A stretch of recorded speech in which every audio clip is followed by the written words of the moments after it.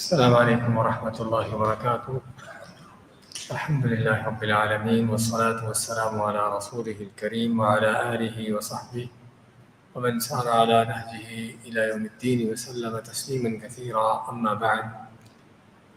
فقہ المیسر میں کتاب البیوع ہم نے سابقہ درس میں 10ویں باب میں لیا تھا شراکت کے حوالے سے کہ شراکت کیا ہے اور شراکت کی کیا قسمیں ہیں۔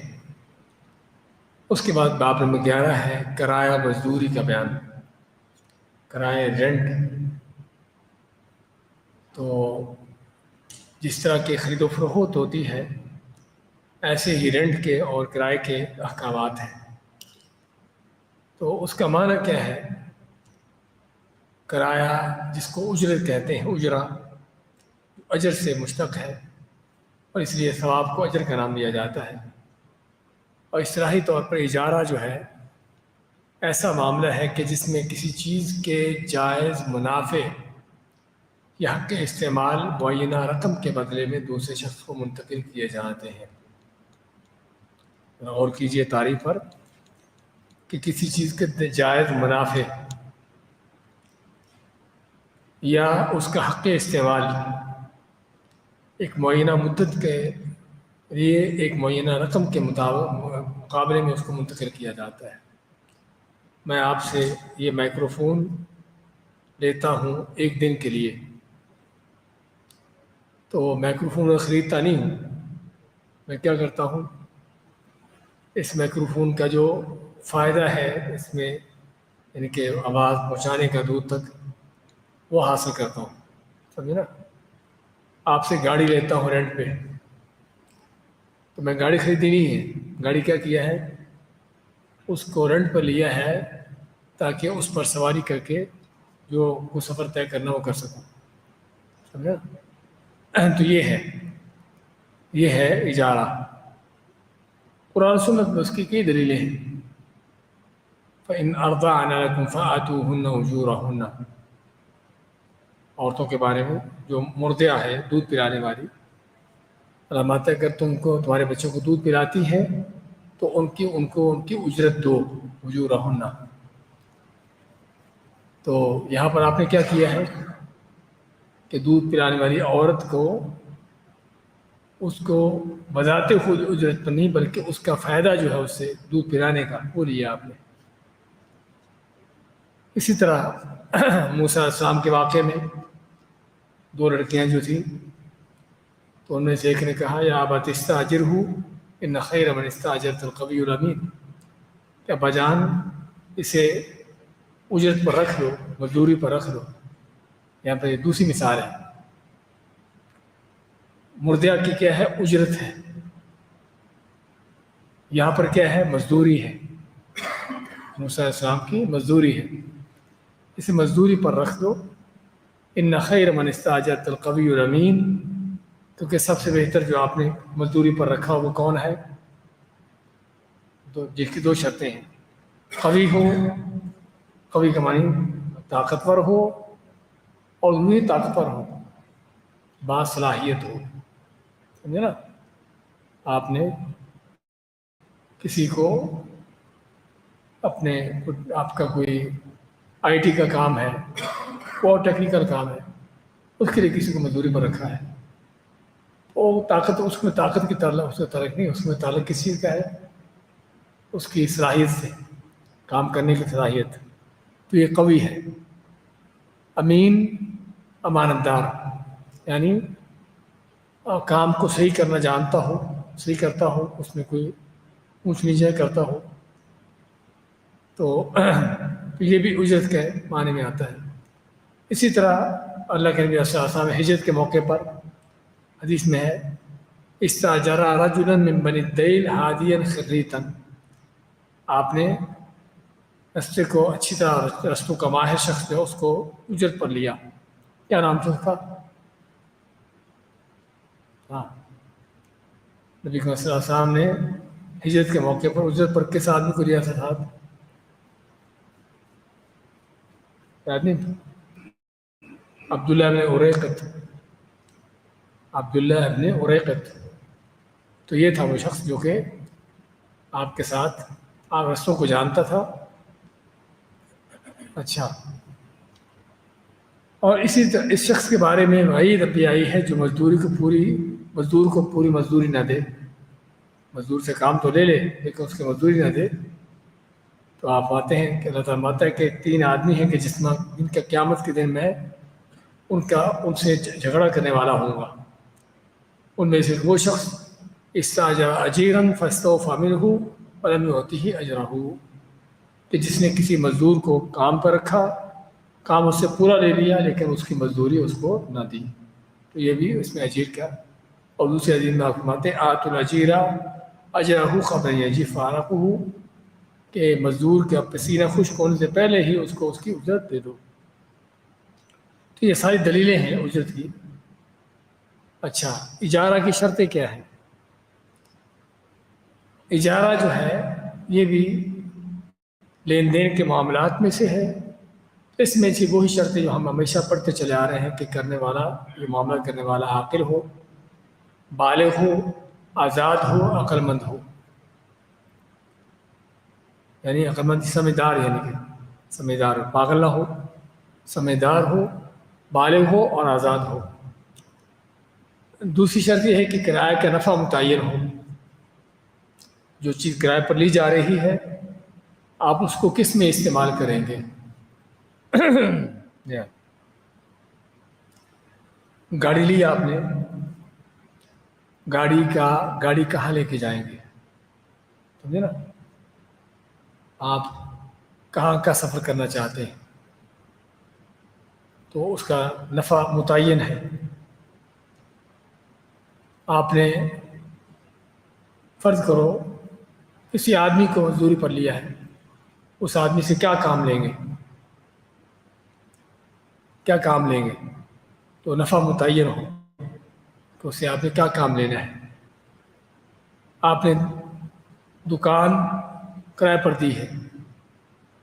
اچھا، اس دکان کو کس مقصد کے استعمال کیا جائے گا؟ اسٹور کے طور پر، دکان کے طور پر، اور دکان بھی کس چیز کی؟ تو یہ نفع متعین ہو. تیسری شرط یہ ہے کہ کرایہ مزدوری معلوم شدہ ہو. جس طرح خرید و فروخت میں قیمت معلوم شدہ ہو، ایسے ہی کرایہ بھی یہاں پر معلوم ہو. ہاں، ٹیکسی پر بیٹھے بھائی آپ کے دل میں جو دے دیں، کیا خیال ہے؟ یہ سودا صحیح نہیں ہے. کس لیے کہ بعد میں جھگڑا ہوگا، اس لیے پیسے متعین کرو. تو آپ نے تھوڑا لینا، زیادہ نہ بتاؤ.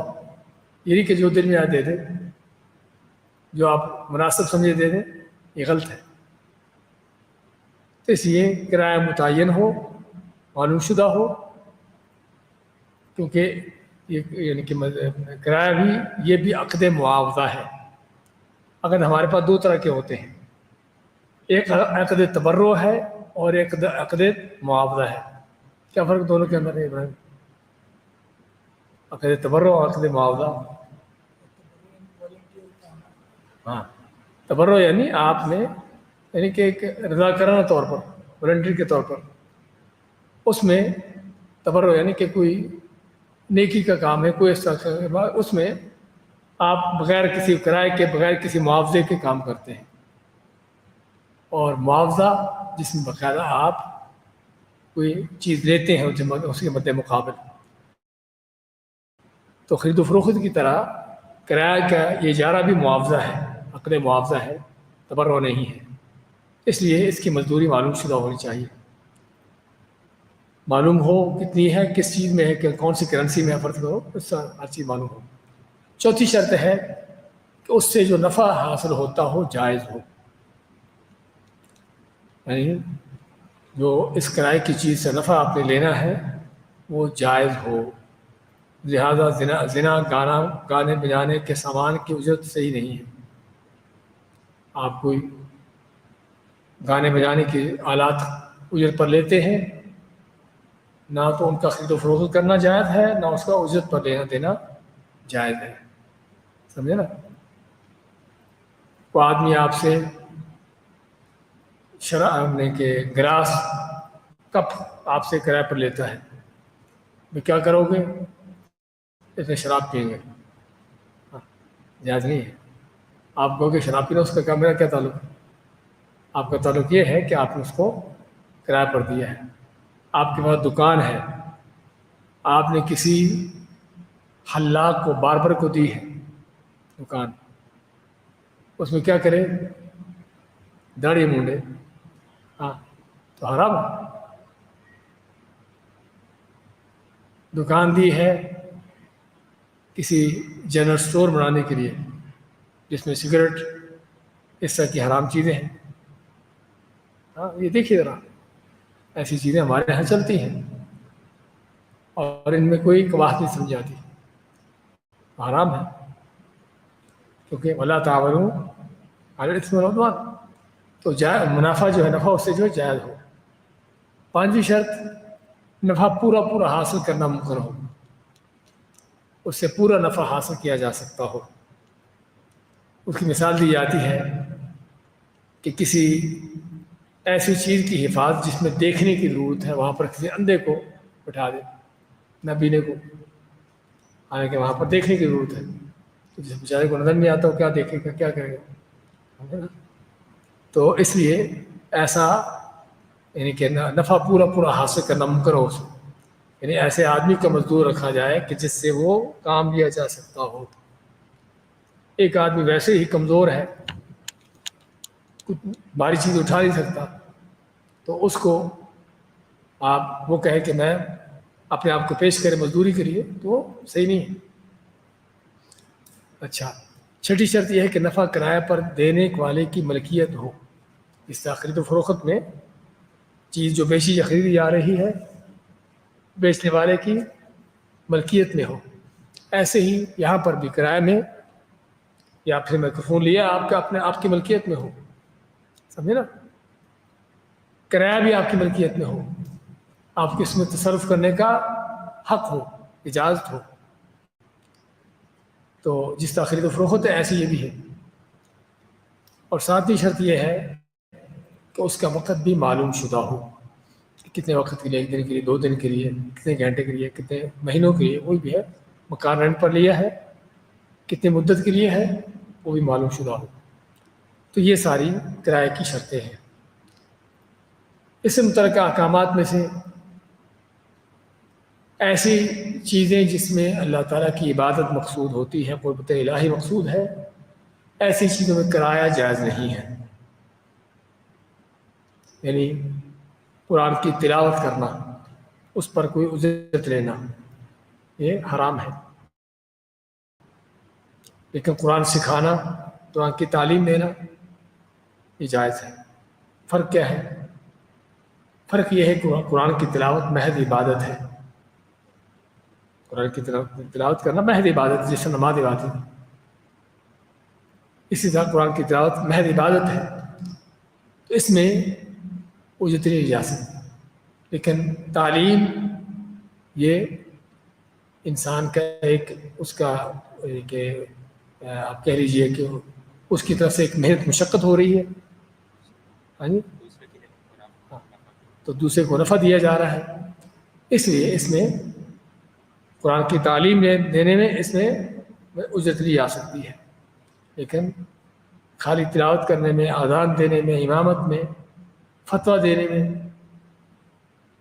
اتنے کا فتویٰ ہے، قاضی فیصلہ کرنے میں، ہاں فیصلہ کرتا ہوں اتنے پیسے دو، تو یہ سب چیزیں ناجائز ہیں، سمجھے نا؟ اور ہوتے ہیں ایسے، تو یہ سب چیزیں ناجائز ہیں۔ لیکن اس طرح کے لوگوں کے لیے حکومت کا فرض بنتا ہے کہ بیت المال سے ان کے لیے ان کی روزی کا انتظام کیا جائے۔ مؤذن ہے، 5 وقت کی اذان دینی ہے، اجرت لینا جائز نہیں ہے۔ آپ نے عثمان بن عباس کو کیا فرمایا؟ اتخذ مؤذنا لا یاخذ اجرا ولا یاخذ علیہ اجرا، کہ ایسا مؤذن رکھو جو اجرت نہ لیتے۔ باقاعدہ نص ہے، باقاعدہ حدیث ہے۔ تو اس میں یعنی کہ اس پہ قیاس کیا جاتا ہے کہ ہر وہ چیز جو عبادت، محض عبادت ہو، جو محض عبادت نہیں، اس میں اجرت لے سکتے ہیں۔ اچھا، اسی طرح کرایہ پر دینے والے کے لیے ضروری ہے کہ وہ کرایہ پر دی جانے والی چیز کرایہ دار کے حوالے کرے اور اسے اس سے فائدہ حاصل کرنے کا مکمل اختیار دے۔ میں نے آپ سے رینٹ پر گاڑی لی، اب آپ کا فرض بنتا ہے کہ گاڑی میرے حوالے کرو، میں تاکہ اس سے اپنا کام لوں۔ تو اگر وہ اس کے حوالے نہیں کرتا تو کرایہ کا حقدار بھی وہ نہیں ہے۔ تیسرے فریقین میں سے کسی کے لیے کرایہ کا معاملہ ختم کرنا جائز نہیں ہے جب تک دوسرے فریق کی رضامندی نہ ہو۔ یہ بھی غور سے دیکھیے، آپ نے گھر لیا رینٹ پر گھر لے لیا، اب آپ چند دن کے بعد آپ کا دل چاہا چھوڑ کے جانے کو، چھوڑ کے چل دیے، سمجھے نا؟ تو آپ کو اجازت نہیں جب تک آپ دوسرے کے ساتھ جس سے رینٹ پہ لیا ہے اس سے موافقت نہ کریں، اور بلکہ پہلے سے طے ہوتا ہے کہ آپ نے اگر چھوڑنا ہے تو 1 مہینے پہلے سے خبر دیں، اس طرح کی چیز ہوتی ہے۔ لیکن اگر ایسا نہیں بھی ہے تب بھی کرایہ ختم کرنا ہے تو آپ اس کی رضامندی سے ختم کرنا ہے۔ نہ تو مالک مکان کا حق ہے کہ آپ کو جب چاہیں کہ نکلو ختم کرتا ہوں کرایہ، اور نہ آپ کا حق ہے کہ آپ جاؤ چاہے چھوڑ کے چل دو، آپس کی رضامندی موافقت کے ساتھ۔ اچھا، اگر دونوں میں سے کسی ایک کا انتقال ہو جائے اور کرایہ پر دی گئی چیز باقی ہو تو کرایہ ختم نہیں ہوگا، باقی رہے گا، اس کے وارثوں کی طرف جائے گا۔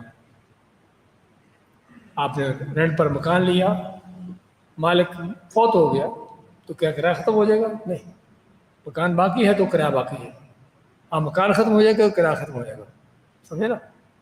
مکان گر گیا تو اس کا کرایہ بھی ختم ہو جائے گا، لیکن مکان باقی ہے لیکن مالک فوت ہو گیا تو کرایہ باقی ہے، کرایہ جاری رہے گا، اس کے بعد اس کی طرف چلے گا، ان کی طرف چلا جائے گا۔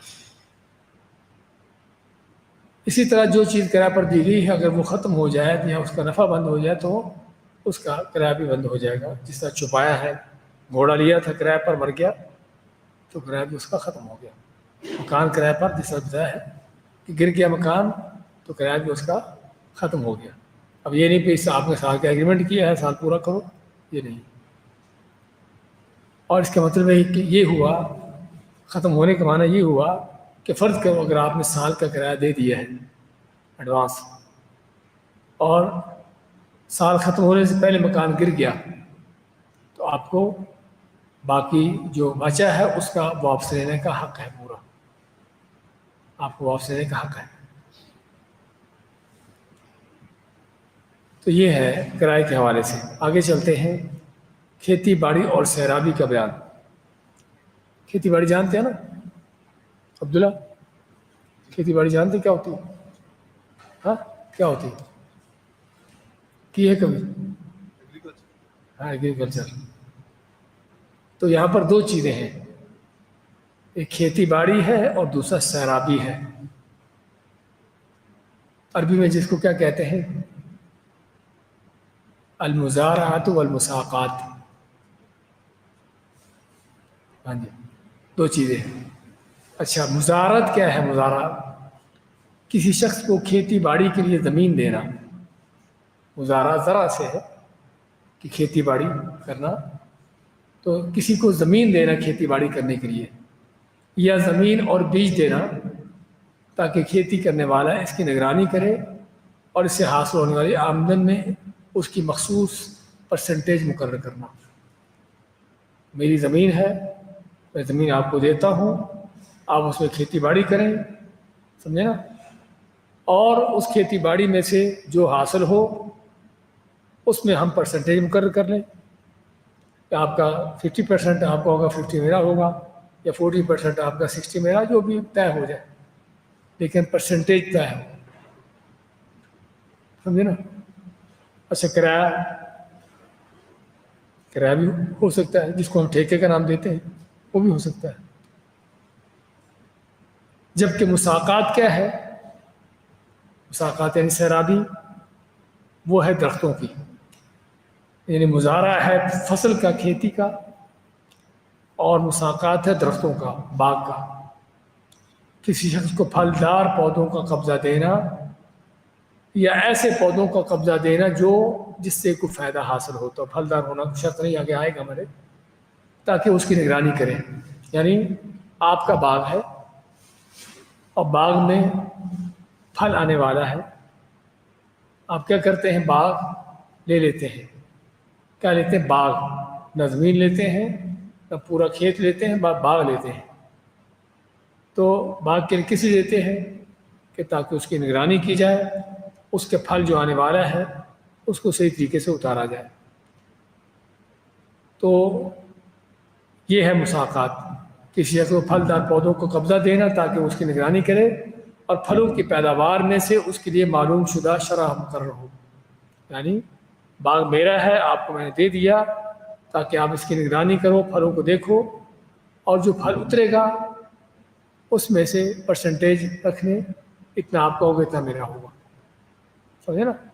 فرض کرو کھجور کا باغ ہے تو کھجور اترتی ہے، آپ کو دیا، آپ نے نگرانی کی، کھجور پک گئی اور اتری کھجور. اب دیکھا کتنی کھجور ہے، اس میں میری پرسنٹیج کتنی، آپ کی کتنی ہے. تو یہ ہے مساقات. تو مساقات کیسے؟ سقی سے. سقی معنی کیا ہوتا ہے؟ پانی پلانا، پانی دینا. اگر کوئی حیوان انسان ہے تو پانی اس کو پلانا، اگر پودے جو ہیں تو اس کو پانی دینا. اچھا، تو فرق کیا ہے دونوں کے اندر مساقات اور مزارع میں؟ کہ مزارع کھیتی میں ہوتی ہے جیسے بیج بونا، جبکہ مساقات درختوں میں ہوتی ہے، اور ان دونوں میں کام کرنے والے کا پیداوار میں سے ایک شرح یعنی پرسنٹیج ہوگی. دونوں کا حکم کیا ہے؟ جائز معاملات میں سے ہے، کیونکہ لوگوں کو اس کی ضرورت ہے. زمین میرے پاس ہے، باغ میرے پاس ہے، میرا باغ ہے لیکن میں اس پہ کام نہیں کر سکتا. آپ کا باغ نہیں ہے لیکن آپ چاہتے ہو کہ مجھے کام ملے. سمجھے نا؟ تو لوگوں کو اس کی ضرورت ہے. اور اصل یہ ہے کہ معاملات جائز ہیں. معاملات کا اصل فائدہ کے لیے کیا ہے کہ معاملات اصل یہ کہ جائز ہوتے ہیں، سوائے اس معاملے کے جس کو شریعت نے ناجائز کہا ہو. دلیل کیا ہے مساقات کی؟ ابن عمر کی حدیث ان نبی صلی اللہ علیہ وسلم عامل اہل خیبر بشطر ما یخرج منها من ثمر او زرع. حدیث کا معنی کیا ہے کہ آپ صلی اللہ علیہ وسلم نے خیبر والوں کے ساتھ وہاں کے پھل اور کھیتی کی پیداوار کے آدھے حصے پر معاملہ طے کیا. خیبر میں کون تھے؟ یہودی. آپ نے خیبر فتح کیا، اور فتح کرنے کے بعد خود یہودیوں نے مطالبہ کیا کہ ہم کھیتی باڑی کرنا جانتے ہیں، آپ لوگ مشغول ہو، مصروف ہو، تو یہ باغ، یہ کھیت ہمیں دے دو، ہم اس پہ کھیتی باڑی کرتے ہیں، اور جو اس میں سے نکلے گا اس میں سے آدھا آپ کا ہوگا. آپ نے کہا ٹھیک ہے، ہم ٹھیک ہے تمہارے ساتھ اس بات پر ایگریمنٹ کرتے ہیں جب تک ہم چاہیں گے. جب تک ہم چاہیں گے تم کو اس پر رکھیں گے، اور جب چاہیں گے نکال دیں گے. تو یہ آپ نے کیا کیا کہ باغ یہ آپ کے تھے، کیونکہ فتح ہونے کے بعد باغ مسلمانوں کے ہو گئے نا. تو باغات، کھیتیاں آپ سرسم کی مسلمانوں کی تھی، لیکن آپ نے یہودیوں کو یہ باغات کھیتیاں دی کس پر؟ کس کے لیے؟ اس مساقات اور مزارع کے لیے. تو یہ ہے. اچھا، اس کی شرطیں کیا ہیں؟ یعنی مساقات اور مزارع کی شرطیں یہ ہیں کہ معاملہ کرنے والے اس کے اہل ہوں، عاقل بالغ اور آزاد ہوں، سمجھدار ہوں. دوسری شرط کہ مساقات میں درخت متعین ہو اور مزارعت میں بیج کھیتی معلوم ہو. مساقات بھی کتنے درخت ہیں جن کو آپ نے جن کی دیکھ بھال کرنی ہے؟ کھجوروں کے ہیں، آم کے ہیں، کس چیز کے ہیں؟ درخت متعین ہو کتنے ہیں. یا فرض کرو باغ تو بہت بڑا ہے لیکن اس باغ میں سے اتنے درخت جو ہیں وہ میرے ہوں گے، میں ان کی دیکھ بھال کروں گا. تو متعین ہو، تو درخت متعین ہو. اور اس سے مزارعت میں کہ کیا چیز بوئیں گے، کیا چیز اس کا بیج وغیرہ جو بھی ہے. تیسری شرط یہ ہے کہ وہ درخت کھائے جانے والے پھلوں کے ہیں. بعض علماء کے نزدیک ایسے درختوں کا مزارع ہوگا، مساقات ہوگی جس پہ کھانے کا پھل جو ہے کھانے والا ہو. اگر اس میں صرف ایسی چیز آتی ہے جو کھانے والی نہ ہو تو اس پر مساقات نہیں ہوتا. لیکن جو صحیح ہے وہ یہ ہے کہ ہر ایسے درختوں اس طرح کے درختوں پر مساقات ہو سکتی ہے کہ جس کی کوئی جائز آمدن ہو، پھل ہو، لکڑی ہو، اس کے پتے ہوں، ہاں جی، اس کی چھال ہو، کوئی بھی ایسی چیز. تو بعض درختوں کی چھال بھی وہ بھی کام آتی ہے، بعض درختوں کے پتے کام آتے ہیں، اس کے پھول کام آتے ہیں، کوئی بھی چیز اس کو بھی مساقات کیا جا سکتا ہے. چوتھی شرط، کام کرنے والے کے لیے عرف کے مطابق درخت کے پھل یا کھیتی سے حاصل ہونے والا غلہ ایک شرح کے مطابق متعین ہو. ہاں جی، جیسا ذکر کیا ہے کہ اس میں جو عامل ہے کام کرنے والا اس کی شرح متعین ہو. یہ میرا باغ ہے، آپ لو اس پہ کام کرو، اور جو پیداوار ہوگی ہمارے درمیان آدھی آدھی ہوگی، یا 40% آپ کی، 50 میری، اس طرح کا 60 میری، اس طرح سے جو بھی ہے اس کی شرح متعین ہو. تہائی چوتھائی بھی کر سکتے ہیں. اگر شرح کے مطابق نہ ہو تو جائز نہیں. اگر شرح نہیں، یہ نہیں کہ بھی کھیت کا یہ حصہ میرا، یہ حصہ آپ کا، کیا خیال ہے؟ یہ ناجائز ہے. جو کھیتی باڑی میں کسی کو کرائے پر دینے سے منع کیا گیا نا رافع بن خدیج کی حدیث میں، وہ یہی ہے کہ جاہلیت میں اسلام سے پہلے لوگ اس انداز سے کھیتی باڑی کرواتے ہیں کہ مالک جو ہے زمین کا اچھا حصہ خود رکھ لیتا جہاں اچھی پیداوار ہوتی، اور جہاں پیداوار اچھی نہ ہوتی وہ کرایہ دار کو دے دیتا. تو پھر کیا ہوتا؟ وہ کرایہ دار کا نقصان ہوتا، مالک جو فائدہ اٹھاتا. تو اس سے آپ نے منع کیا. لیکن اگر ایک پرسنٹیج مقرر ہے پوری کھیتی کے اندر کہ جو بھی پیداوار ہوگی اس میں اتنے % میرا، اتنا % آپ کا، تو یہ جائز ہے. چوتھائی میرا، چوتھائی آپ کا، یا جو بھی ہے، 2/3 حصہ آپ کا، چوتھائی میرا، تو یہ جائز ہے. اچھا جی، اس سے متعلقہ احکامات میں سے یہ ہے کہ مزارت اور مساقات، کام کرنے والے کو ہر وہ کام کرنا ضروری ہوگا جس سے پھل اچھا آئے.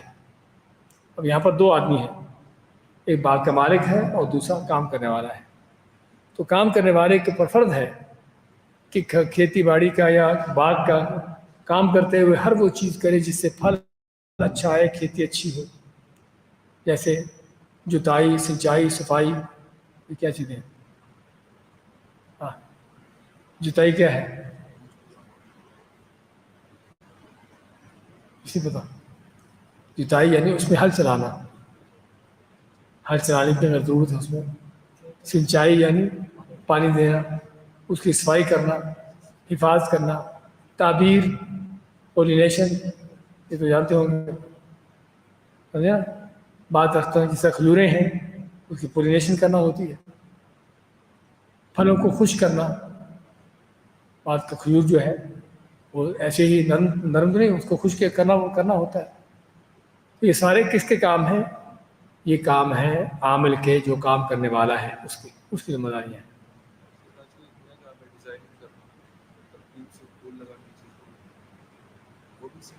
ہاں، جو بھی اس میں آتا ہے، یعنی آپ نے کسی کو رکھا یا آپ نے یہ کام کرنا، جو کام دیا اس کو وہ کرے گا. لیکن اس میں ہم آگے پڑھیں گے. صحیح یہ ہے کہ مذکورہ بالا چیزوں میں عرف عام کی طرف رجوع کیا جائے گا. بیج کس کے ذمے ہے؟ پانی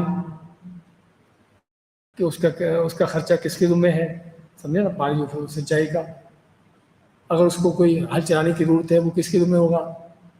یہ ساری وہ چیزیں ہیں کہ جو آپس کی جو جس انداز سے طے ہوگا اس کے مطابق ہے. کیونکہ شرعی طور پر احادیث میں اس کی کوئی لمٹ نہیں رکھی. احادیث میں کوئی مقرر نہیں کہ جو عامل ہے اس کی ذمہ داریاں کیا ہیں، اور جو ذمہ دار ہے جس کا کھیت ہے اس کی ذمہ داریاں کیا ہے. شریعت میں اس کی کوئی حد مقرر نہیں کی، اور اگر حد مقرر نہیں کی پھر اس کا مطلب اس کو عرف کے مطابق دیا جائے گا. ورنہ یہاں پر تو ہے کہ ذمہ دار کی ذمہ ہے کہ اس کی حفاظت کرے، کنواں بنائے، کھدوائے، اس کی دیواریں بنائے، باڑ لگائے، سنچائی کے مشینیں، آلات، ٹیوب ویل وغیرہ مہیا کریں. لیکن یہ باتیں ساری کے ساری آپس کے جو طے ہوگا اس کے مطابق ہے. تیسری چیز، پھل ظاہر ہونے سے ہی کام کرنے والا اپنے حصے کا حقدار بن جاتا ہے. اچھا، میرا آپ کے کھجوروں کے اندر آدھا حصہ ہے. اب طے ہماری ہوئی بات جب بھی کھجوریں لگنا شروع ہوئی تھی، اس کا بھی پھول آئے تھے، سمجھے نا. ابھی پھول آئے تھے اس وقت سے لے کر میں نے کھجوریں لے لی, ان کی سنچائی پانی دینا شروع کر دیا, حفاظت کرنا شروع کر دی. اب کب جو ہے میں اس میں سے واقعی ہی جو میری آدھی کھجوریں میری ہیں اس کا حقدار بنوں گا. کہتے ہیں کہ جیسے ہی پھل ظاہر ہو, یعنی کھجور میں لے لی, پھل نہیں لگا, پھل ظاہر ہونا شروع ہو گیا, پھول لگنا, پھل آنا شروع ہو گیا, تو اس سے میں اس پھل کا آدھے کا حقدار بن گیا. اچھا, اگر اس سے پہلے ہی ختم ہو آگے آ رہا ہے. صحیح یہ ہے کہ مساوقات کا عقد لازم ہے, ایک عقد لازم ہوتا ہے اور ایک عقد جو ہے وہ غیر لازم. عقد لازم کا معنی کہ جس کو پورا کرنا ضروری ہے. ابھی ہم نے ذکر کیا کرائے کے بارے میں, یہ بھی وہ بھی کرائے کی طرح یہ بھی عقد لازم ہے. یہ نہیں کہ جب چاہے چھوڑ کے چل دو, نہیں, یہ عقد لازم ہے اور جس طرح طے ہوا ہے اس کے مطابق اس کو پورا کرنا ہوگا. تو جسے حسب اتفاق پورا کرنا ضروری ہے اور اس کی مدت کی تعین ہونا چاہیے کہ یہ باغ کتنے سال کے لیے آپ کے پاس, 1 سال کے لیے, 2 سال کے لیے, سمجھے نا. چنانچہ اگر پھل آ جانے کے بعد عقد ختم کیا جائے تو دونوں معاملہ کرنے والوں کے درمیان اس شرط کے مطابق ہوگا جو انہوں نے طے کی ہے, وہی پرسنٹیج رکھی انہوں نے. آئی سمجھ, کھجوروں کا پھل آ گیا, اس کے بعد عقد ختم کیا گیا. اب اس کے بعد اگر عقد ختم کرتے ہیں تو جو ہماری طے ہوا ہے کہ 50% آپ کا 50 میرا, تو جو عامل ہے, کرایہ دار ہے کہ جس نے, وہ اس کا 50% اس کو ملے گا. سمجھے نا.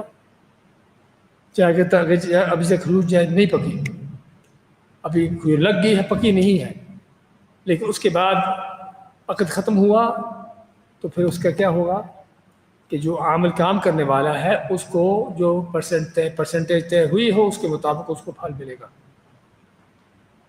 اچھا, لیکن اگر کام کرنے والا فصل آنے اور پھل ظاہر ہونے سے پہلے ہی معاملہ ختم کر دے تو اسے کچھ نہیں ملے گا. سمجھا. ابھی یعنی کہ فصل آنے یا پھل ظاہر ہونے سے پہلے, ابھی پھول نہیں لگے, اس سے پہلے ہی ختم کر دے تو اسے وہ کسی چیز کا حقدار نہیں ہوگا, کیونکہ وہ بٹائی پر کام کرنے والے کی طرح اپنے حق کو اسے خود ختم کیا ہے.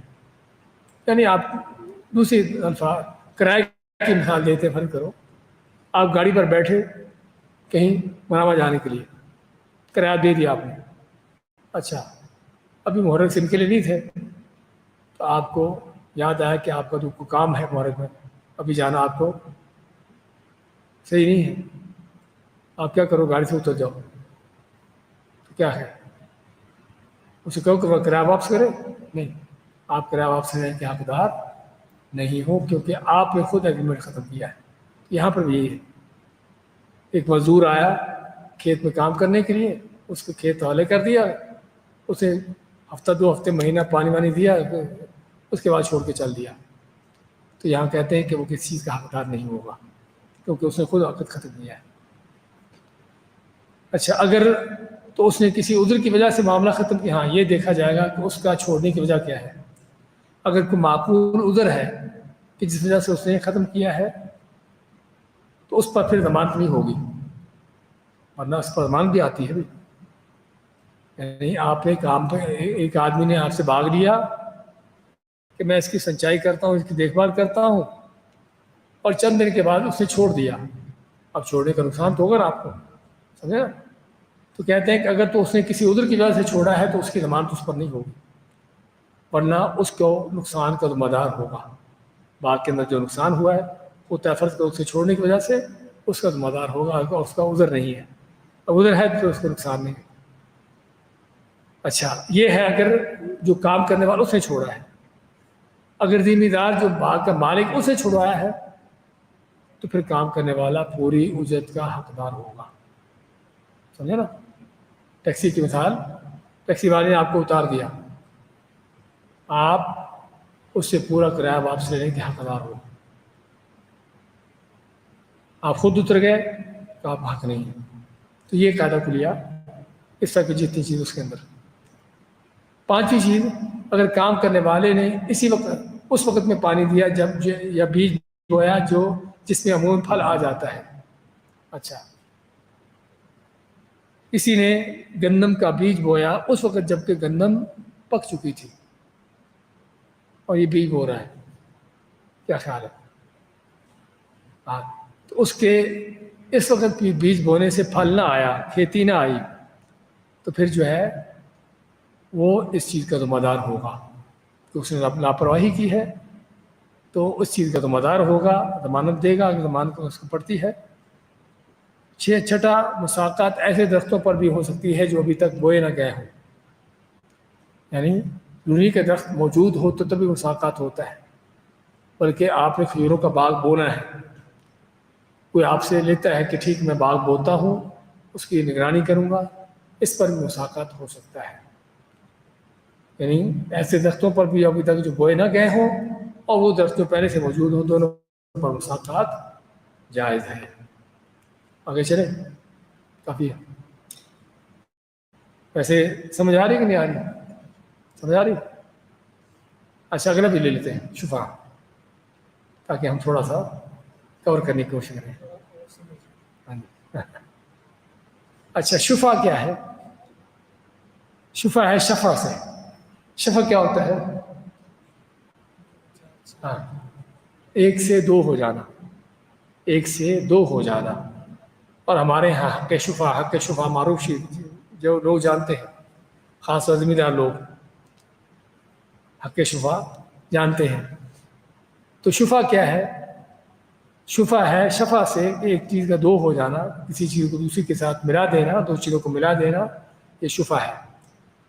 اور اصطلاحی طور پر شفا کا معنی ہے کہ شریک کا، پارٹنر کا، اپنے ساتھی کا وہ حصہ جو کسی دوسرے شخص کی طرف منتقل ہو چکا ہو، اسے مالی عوض میں واپس لینے کا حقدار ہونا. نہیں سمجھ آئی؟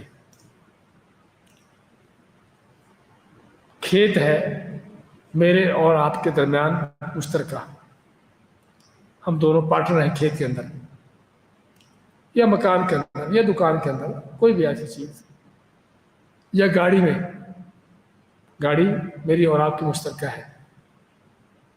اب آپ کیا کرتے ہیں؟ آپ کھیت کا جو آپ کا حصہ ہے، آپ کا حصہ جو ہے کھیت کا، بیچ دیتے ہیں کسی اور آدمی کو، کسی اور آدمی کو بیچ دیتے ہیں. پہلی بات تو یہ بیچنا آپ کا جائز نہیں ہے جب تک آپ مجھے نہ بتاؤ. میں جو آپ کا پارٹنر ہوں، آپ کو مجھے بتانا چاہیے کہ میں اپنا حصہ بیچنا چاہتا ہوں، تو اصل یہ ہے کہ میں زیادہ حقدار ہوں اس کو خریدنے کا، کیونکہ میں پہلے سے پارٹنر ہوں، اس کا کچھ حصہ میرے پاس پہلے سے موجود ہے. اب اگر آپ بیچنا چاہتے ہو تو پہلی بات تو یہ ہے کہ آپ کو مجھے بتانا چاہیے، مجھ سے مشورہ کرنا چاہیے، اس کے بعد بیچیں. اگر میں نہیں خریدتا تو ٹھیک ہے، آپ کا حق ہے بیچنا.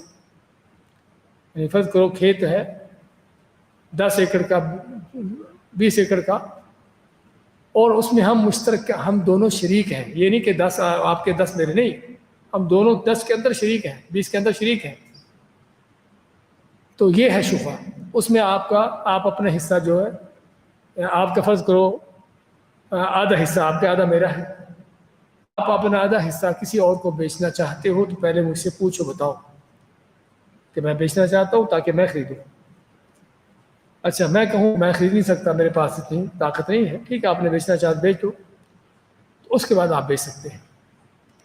اگر آپ نے بغیر پوچھے بتائے بیچ دیا تو میرا حق ہے کہ وہ آپ نے جو بیچا ہوا ہے، تو جو سودا کیا ہوا کینسل کروں، اور جتنے کا آپ نے کسی کو بیچا ہے اتنی ہی قیمت پر میں وہ خرید لوں. کس سے خریدوں؟ جس کو آپ نے بیچا ہے، اور اس سے زبردستی خریدوں. یعنی کہ اس کی رضامندی سے، زبردستی. کس لیے؟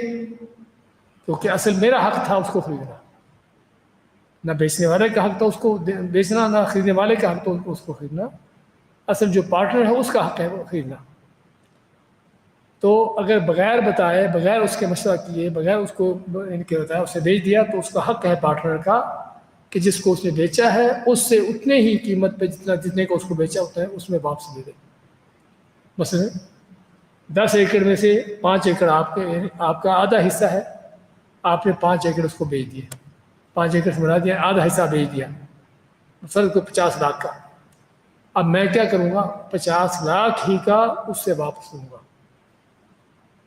جو آپ نے اس کو بیچا ہے، چاہے وہ رضامند نہ بھی ہو مجھے دوبارہ واپس کرنے پر، تب بھی اس کو واپس کرنا ہوگا۔ پتہ نہ ہو تو پھر جو ہے جو پارٹنر بیچنے والا ہے اس کی ذمہ داری ہوگی، اس پر آئے گا، جس نے دھوکہ دیا ہے اس کو وہ اس پر آئے گا۔ تو نہ کل یہ ہے شفا۔ تو شفا، اس کو شفا کیوں کہا کہ پہلے میرے پاس ایک حصہ تھا، اب میرے پاس جب میں نے وہ بھی خرید لیا تو کیا ہو گیا، 2 حصے ہو گئے، 2 حصے جمع ہو گئے۔ آئی سمجھ شفا کی کہ نہیں آئی؟ کہ شفا کیا ہے؟ یہ ٹیبل میرے اور آپ کے درمیان مشترکہ ہے، سمجھے نا، ہم دونوں مل کر اس کو استعمال کرتے ہیں۔ تو اب ٹیبل ہم نے خریدا تھا فرض کرو 30 دینار کا، 40 دینار کا، اس میں آدھا آپ کا تھا، آدھا آپ کا مال لگا، آدھا میرا لگا۔ اب آپ نے کیا کیا، آپ کا حصہ جو 20 دینار کا تھا آپ نے وہ بیچ دیا، کسی دوسرے کو بیچ دیا، ٹھیک ہے بھی میرا حصہ میں بیچتا ہوں۔ میرا حصہ بیچنے کا معنی کہ پہلے فرض کرو آدھا دن آپ استعمال کرتے تھے، آدھا دن میں استعمال کرتا تھا، اب وہ جو آپ استعمال کرتے تھے اب وہ دوسرا آدمی استعمال کرے گا، اس ٹیبل کو آپ کی جگہ پر دوسرا آدمی استعمال کرے گا کیونکہ آپ نے اس کو بیچ دیا ہے۔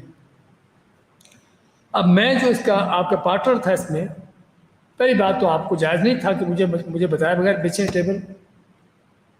اگر آپ نے بیچ بھی دیا ہے تو میرا حق ہے کہ جس کو آپ نے بیچا ہے، جتنے کا بیچا آپ نے 20 دینار کا فرض کرو، اس کو 20 دینار دوں اور میں دوسرا حصہ جو ہے پورا کا پورا حصہ ہی، پورا ٹیبل ہی خرید اپنی ملکیت میں لے لوں، دوسرا حصہ بھی خرید لوں اور پورا ٹیبل ہی اپنی ملکیت میں لے لوں۔ اچھا، یہ حق شفا کیوں دیا گیا ہے؟ اس حق شفا کو دوسرے کو دینے کی وجہ کیا ہے؟ اس کی وجہ یہ ہے کہ ٹھیک ہے میری آپ کے ساتھ تو موافقت تھی، آپ کے ساتھ میرا کمپرومائز تھا، چلتے تھے ہم دونوں مل کر پارٹنر میں، پر ٹیبل کو چھوڑے گاڑی کی مثال دیتے ہیں کہ میری اور آپ کے درمیان گاڑی مشترکہ ہے۔ ویسے ابھی آئے گا کیا شفا جو ہے کسی جائیداد، پراپرٹی، ان چیزوں پر ہوتا ہے، منتقل ہونے والی چیزوں میں ہو سکتا ہے، یا غیر منقولہ چیزوں میں ہوتا ہے، سمجھے نا، منقولہ غیر منقولہ چیزیں۔ اور صحیح جو ہے وہ یہ ہے کہ شفا قدر نبی صلی اللہ علیہ وسلم شفاعتی فی کل ما لم یقسم، حدیث آپ کے سامنے کہ نبی صلی اللہ علیہ وسلم نے ہر اس چیز میں شفا کا یعنی کہ فیصلہ کیا جس جو تقسیم نہ ہوئی ہو۔ فَإِذَا وَقَعَتِ الْحُدُودُ وَصُرِفَتِ الطُّرُقُ فَلَا شُفْعَةَ، سمجھے نا، جس نے میں نے مثال دی ہے میرا اور آپ کے درمیان مکان مشترکہ ہے، کوئی کھیت مشترکہ ہے، تو پھر کیا ہے، تقسیم نہیں ہوا، ہاں تقسیم ہو گیا، یہ اتنا آپ کا اتنا میرا، پھر وہ شبہ ختم، لیکن میرے اور آپ کے درمیان مشترکہ ہے کھیت۔ اب آپ نے کیا کیا، آپ کا اپنا حصہ جو ہے کسی اور کو بیچ دیا، اب میرا حق ہے کہ میں وہ آپ نے جو بیچا ہوا ہے اس سے واپس لوں زبردستی، اگرچہ وہ نہ بھی دینا چاہتا ہوں، تب بھی کتنے کا لوں، جتنا کا آپ نے بیچا ہے اتنے کا لوں واپس۔ اچھا، میں سوال یہ کیا تھا کہ شفا کا حق کیوں دیا گیا، کہ میری آپ کے ساتھ تو کمپرومائز ہے، آپ کے ساتھ سیٹنگ ہے، مشکل نہیں ہے، لیکن اب جو نیا آدمی آیا ہے، میرا پارٹنر جو نیا بڑا ہے، جو میرے علم کے بغیر ہی اس کو آپ نے پارٹنر بنا دیا ہے، سمجھے نا، آپ نے اس کو میرا پارٹنر بنا دیا، اب میں نہیں چاہتا کہ میرا پارٹنر بنے، تو اس لیے شفا کا حق دیا گیا کہ ممکن ہے کہ جو نیا پارٹنر ہو وہ پہلے پارٹنر کے اس کے لیے وہ مناسب نہ ہو، میرے مناسب نہ ہو، اس لیے مجھے حق دیا گیا کہ میں وہ جو بیچی ہوئی چیز ہے اس کو واپس لے لوں زبردستی، نہ چاہنے کے باوجود۔ اس لیے اس کو شفا کا نام دیا گیا تاکہ پارٹنر کو، شریک کو جو ہے نقصان سے بچایا جائے،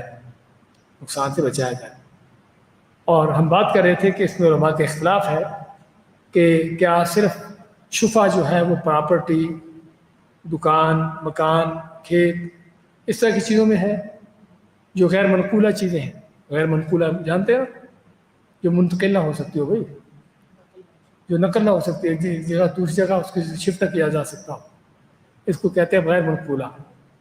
اور منقولہ چیزیں یہ مائکروفون ہے، منقولہ غیر منقولہ ہے، ٹیبل، ہاں منقولہ غیر منقولہ ہے، ہاں ہے تو منقول بھی، جہاں مرضی اٹھا کے لے جائے مشکل نہیں، لیکن جگہ زمین یہ غیر منقولہ ہے، جگہ تو اٹھا کے کہیں نہیں لے گیا، مکان اٹھا کے کہیں لے جائے گا، یہ غیر منقولہ ہے۔ تو جمہور علماء کا موقف یہ ہے کہ شفا غیر منقولہ چیزوں کے اندر ہے، لیکن جو راجح اور محقق علماء کا شیخ ابن عثیمین رحمۃ اللہ علیہ کہتے ہیں کہ شفا کا اگر مقصد دیکھا جائے تو شریک کو، پارٹنر کو نقصان سے بچانا ہے، تو وہ نقصان غیر منقولہ چیزوں کے اندر بھی آتا ہے۔ ان فرض کو میں اور آپ گاڑی میں مشترک ہیں کہ گاڑی فرض کر اس ٹائم سے لے کر اس ٹائم تک میرے پاس ہوگی، اس ٹائم سے لے کر اس ٹائم تک آپ کے پاس ہوگی، تو اب اس میں ٹھیک میری آپ کے ساتھ تو یعنی کمپرومائز چل رہا ہے معاملہ، لیکن جو نیا پارٹنر ہے کیا اس کے ساتھ چلے گا؟ تو یہ چیز اس لیے اگر غیر منقولہ چیزوں کے اندر نقصان ہے تو منقولہ چیزوں کے اندر نقصان اور بھی زیادہ ہے، سمجھے نا، اور بھی زیادہ ہے۔ اس لیے صحیح جو ہے وہ یہ ہے کہ شفا ہر چیز کے اندر ہے، منقول ہو غیر منقول ہو، جو بھی اس طرح کی چیزوں کے اندر ہر چیز کے اندر شفا ہوتا ہے۔ اچھا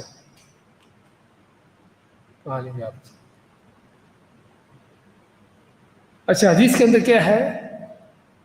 یہ اس وقت تک شفا ہے جب تک تقسیم نہیں ہوئی، کھیت میرے اور آپ کے درمیان مشترکہ تھا، اب کھیت ہم نے تقسیم کر لیا، اتنا آپ کا اتنا میرا ہے، اس کے بعد شفا نہیں، اس کے بعد شفا نہیں۔ ہاں ایک شفا باقی رہتا ہے کہ اگر کھیت کو جانے کا رستہ ایک ہے، کھیت کو جانے کا رستہ ایک ہے، کھیت کو پانی دینے کا ایک ہی کوئی ٹیوب ویل ہے یا کوئی ایسی چیز ہے، اب پھر شفا باقی رہے گا، پھر شفا کھیت کا نہیں رہے گا، شفا کس میں ہوگا؟ اس رستے کے حوالے سے۔ تو اگر رستہ بھی الگ ہے، یعنی کھیت الگ کر دیا، اس کا رستہ الگ ہے، میرا رستہ الگ ہے، اس کے لیے پانی دینے کا رستہ الگ ہے، میرا الگ ہے، تو پھر کوئی شفا کا رستہ، پھر کوئی شفا باقی نہیں رہے گا، سمجھے نا بات؟ مکان ہے، میرا الگ ہے، آپ کا الگ ہے، لیکن دونوں مکانوں کا رستہ ایک ہے، تو اس میں شفا کا حق ہے، اس میں حق شفا باقی ہے۔ کس لیے؟ کیونکہ جب رستہ ایک ہے، اب جو نیا آدمی آیا ہے مکان مالک جس کو آپ نے بنا دیا ہے، ممکن ہے کہ اس کے معاملات میرے ساتھ نہ متفق ہوں، تو اس میں تو اگر رستے الگ ہیں اور دونوں جگہ الگ الگ ہیں کہ دونوں کی ایک دوسرے کے ساتھ کوئی یعنی کہ چیز مشترکہ باقی نہیں رہتی، تو پھر شفا باقی نہیں رہتا۔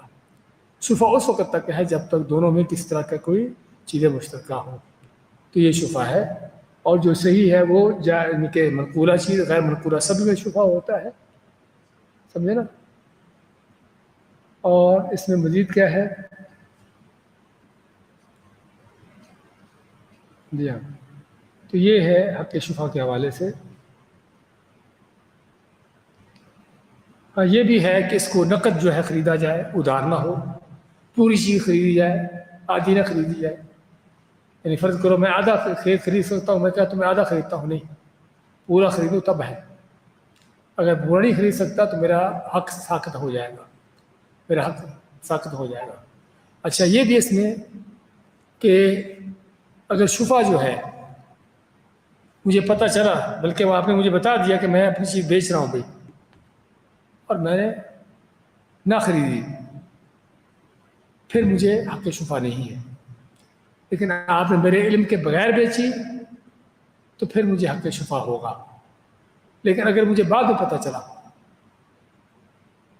مجھے دیر سے پتہ چلا، اصل تو شفا اس وقت ہے کہ جیسے مجھے پتہ چلے فوراً میں اس پر دعویٰ کروں، لیکن مجھے دیر سے پتہ چلا، 6 مہینے بعد پتہ چلا کہ آپ نے تو اپنا حصہ بیچ دیا ہوا ہے، تو پھر مجھے اگر علم نہیں ہوا تو پھر بھی میرا حق شفا باقی ہے۔ لیکن اگر مجھے علم ہو گیا اور پھر میں نے دعویٰ نہ کیا تو میرا حق شفا ساقط ہو جائے گا۔ تو یہ تھے شفا کے حوالے سے چند موٹے موٹے احکامات. جی بارک اللہ فیکم و جزاکم اللہ خیر.